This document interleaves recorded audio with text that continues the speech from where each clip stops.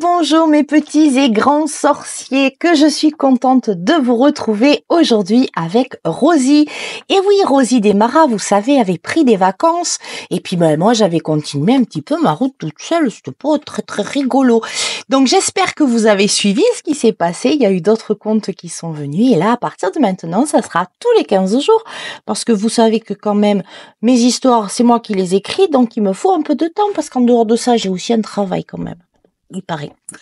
Donc nous y allons pour ce soir et ça s'appelle La grande fatigue de Rosie.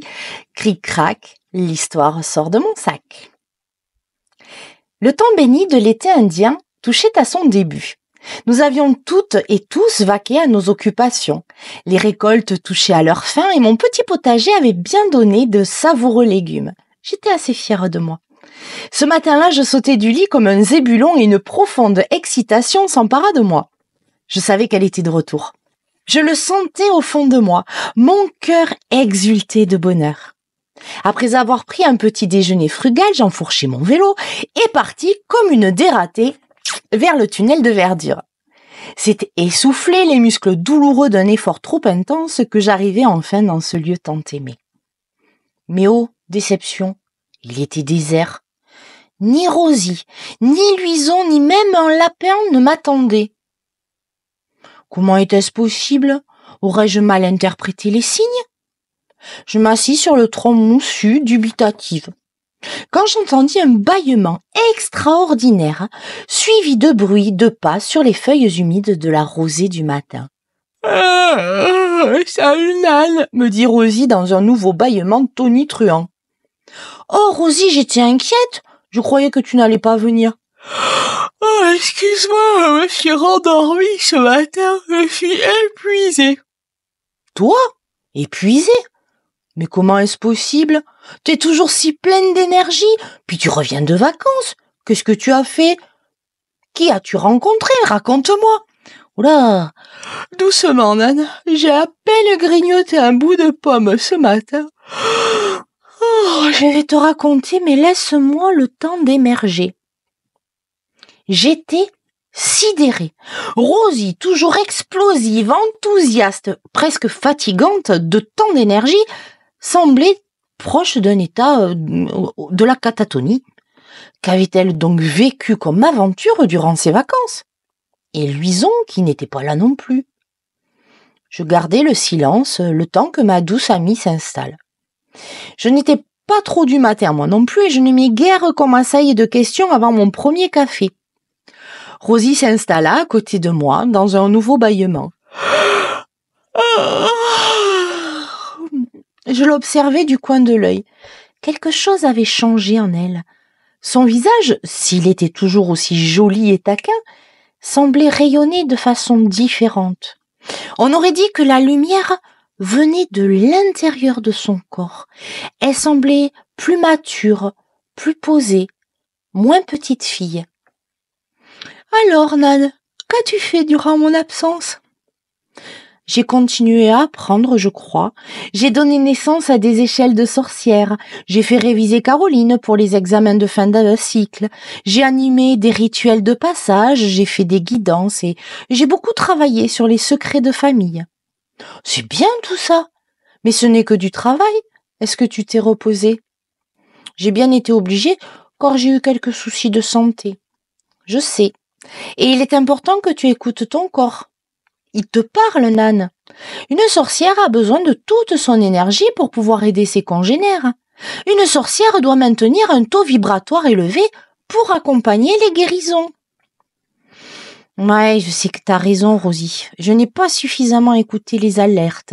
J'ai manqué d'humilité en pensant que les gens avaient besoin de moi et j'ai manqué de confiance en pensant que si je me reposais, ils allaient m'oublier.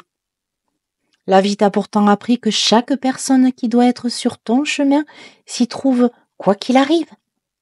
Que pouvais-je répondre à ça? Je savais qu'elle avait raison. Mes peurs humaines parfois me faisaient faire des choix inconsidérés. Bon, et toi, Rosie, es-tu prête à me raconter tes vacances? En fait, Nan, ce n'était pas vraiment des vacances. Comme je te l'ai dit, je suis allée à Ullmann rencontrer mon père, Orlofsson le Grand. Je viens de finir un cycle d'apprentissage moi aussi. Et donc j'avais rendez-vous avec lui pour une initiation importante. C'est ainsi que ça se passe. Oh, donc tu ne vois ton papa que pour travailler? Non, nous avons aussi profité pour rattraper le temps passé et nous raconter nos vies. Tu sais, la dernière fois que je l'ai côtoyé, je n'étais qu'un bébé, je marchais à peine. Je suis désolée, Rosie, d'apprendre ça. Ça doit être difficile pour toi. Tu ne peux pas le voir plus souvent? Je lui en voulais, mais j'ai compris maintenant. C'est pour ma sécurité. Un jour, je te raconterai, mais aujourd'hui est un jour joyeux, puisque nous nous retrouvons. Un léger bruit dans la forêt parvint jusqu'à nous. Louison fit son apparition et vint directement se lever dans les jambes de Rosie, les joues pleines de gourmandises et un biscuit à la main. Il me regarda avec intensité comme toujours et laissa tomber sa tête sur la cuisse de Rosie. Blum. Eh bien alors, ma marmotte, tu es enfin réveillée? Il a l'air fatigué lui aussi.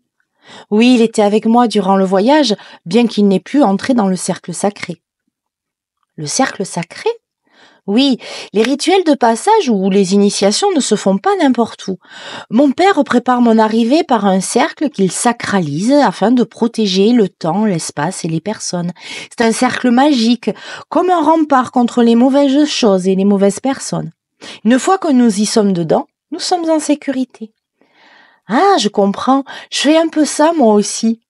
Oui, c'est une forme de protection très ancienne qui est partagée par tous les peuples des différents mondes. Je ne t'interromps plus, Rosie, raconte. Nous avons célébré dans la forêt magique le temps de mon initiation par une grande fête et je suis partie accompagnée de Louison sur le dos de Valka, le gardien de la forêt et passeur de monde. Je ne sais pas combien de temps a duré le voyage, car nul ne connaît le chemin excepté les passeurs. Quand Louison et moi nous sommes réveillés, nous étions à l'entrée d'Ulman. C'était la première fois que j'allais là-bas, et j'avoue que j'étais pas très enchantée par les lieux. Il faisait sombre et humide, le paysage est austère et rugueux, rien à voir avec notre belle forêt, ni même avec le royaume des hommes. Mais j'étais si contente de voir mon père que j'avais décidé de faire abstraction de ce que je voyais. Valka m'a déposée devant une clairière et j'ai dû traverser seule pour accéder au royaume. Une fois passé ce sanctuaire étrange et dérangeant, ce fut une explosion de couleurs. Des fleurs, des végétaux m'accueillirent. Il y avait des papillons plus étranges et fascinants les uns que les autres. Des oiseaux mille nuances chantaient mon arrivée. C'est étrange, mais j'avais l'impression d'entrer dans un dôme hors du temps et de l'espace. Et il était là, grand, fort, impressionnant. Et un visage taillé à la serpe, mais un regard plein de douceur. Qu'est-ce qu'il est grand, mon papa! Il a ouvert ses bras immenses dans un geste de bienvenue et je me suis précipitée dedans. C'est comme si on ne s'était jamais quitté. On est resté un long moment sans échanger le moindre mot, juste comme ça, de cœur à cœur. Je me sentais toute petite et pourtant son égale. C'est assez indescriptible. Enfin, il m'a regardé longtemps de ses yeux noirs de jet. Il m'a dit que je ressemblais à ma maman, qu'il était fier de moi, du chemin que j'avais accompli seule dans la forêt magique, qu'il n'aurait pour rien au monde voulu une autre fille que moi. J'avoue que ça m'a beaucoup émue. Je lui ai demandé pourquoi je devais vivre sans lui et sans ma maman. Il m'a expliqué que c'était pour ma sécurité. Il m'a parlé de Miligré, de la fête de Mabon. Il m'a donné beaucoup d'explications sur les êtres que je côtoie au quotidien. Il m'a même parlé de toi, Nan. Il m'a dit que Mana t'avait envoyé à moi pour que je commence mes transmissions vers le royaume des hommes. Il m'a parlé de mes missions futures et surtout, il m'a dit que j'allais pouvoir rencontrer ma maman bientôt. Le récit de Rosie me laissait bouche bée. J'étais impatiente de tout savoir, mais surtout très heureuse pour elle. Que ça devait être difficile pour cette jeune sorcière de vivre loin de ses parents alors qu'ils étaient en vie. Je n'arrivais pas à m'imaginer le sacrifice de ces deux personnes qui aimaient profondément leur enfant d'avoir dû l'abandonner pour sa sécurité. Une fois que nous avons rattrapé un peu le temps passé, Orlowson m'a dit qu'il était temps de pratiquer l'initiation. Je ne savais pas trop à quoi m'attendre. Ce fut très simple, très doux. Il y avait une sorte d'autel de pierre entre nous. Sur cet autel, je déposais l'échelle de sorcière à qui j'avais donné naissance. Quelques pierres que j'avais apportées, mon bâton de marche. Orlowson déposa sa baguette de mage, un atamé sculpté dans un bois noble, un chaudron de cuivre et une sorte de nappe verte et dorée. Le rituel en lui-même, je peux pas te le raconter, Nan. J'espère que tu comprends. Bien sûr, Rosie, je comprends tout à fait. Les rituels sont très personnels. Les initiations sont vécues de l'intérieur et profondément par chaque personne qui y participe. Je ne sais pas combien de temps il s'est écoulé, mais je sais que je me suis sentie différente. Comme si j'avais grandi d'un seul coup. J'ai entendu des choses, des voix, des chants. Des oiseaux étaient posés au sol autour de nous. Les papillons avaient l'air de participer à ce moment plein de magie. Mon père m'a remis sa baguette et le tissu. Il m'a dit que maintenant j'étais prête à sortir de la forêt magique pour parcourir les chemins de la terre des hommes, en quête des missions qui me seraient confiées par Kiarala, ma mère. Qu'un grand destin m'attendait et que je serais toujours protégée par sa présence, par celle de ma grand-mère, Éléonora, et de ma maman, puisque les 3 royaumes étaient représentés par mes anciens. Pour la terre des hommes, il m'a dit que je pourrais compter sur toi, même si parfois tu étais un peu étrange. Sur moi? Mais je suis ton apprenti, je ne sais rien du tout. J'ai tant à apprendre, Rosie, et ma vie est bien plus courte que la tienne. Je ne fais que te répéter ce qu'il m'a dit. Il est Orlowson le grand sorcier, et je ne remets pas en doute ses dires. Tu as sans doute raison, mais vraiment, je ne vois pas en quoi je pourrais t'aider. Nous verrons bien. En tout cas, voilà, je suis rentrée hier soir avec Valka, et je t'ai fait le récit de cette aventure incroyable. Maintenant, je pense que je vais rentrer me coucher, car ça m'a épuisée. Je te remercie, Rosie, d'être venue malgré ta fatigue. Je reviendrai te voir pour te raconter mes étranges rencontres durant ton absence. Je suis allée au manoir école d'Étole. Ah, ça y est, parfait. Tu me diras plus tard, je vais me coucher. Repose-toi bien, Rosie, et on se voit bientôt. Toi aussi, repose-toi, Nan. N'oublie pas ce que je t'ai dit. Nous avons besoin d'être au mieux de notre forme physique pour aider ceux qui ont besoin de nous. Rosie se leva doucement en prenant Louison dans ses bras, à croire que lui aussi avait reçu une initiation, car il ne se réveilla pas. Elle s'enfonça dans le tunnel de verdure en me faisant un signe de la main et disparut. Je reprenais mon vélo et rentrais à la chaumière Léana, le cœur léger d'avoir retrouvé ma belle amie, mais aussi pleine de questions concernant mon rôle dans cette nouvelle phase de sa vie.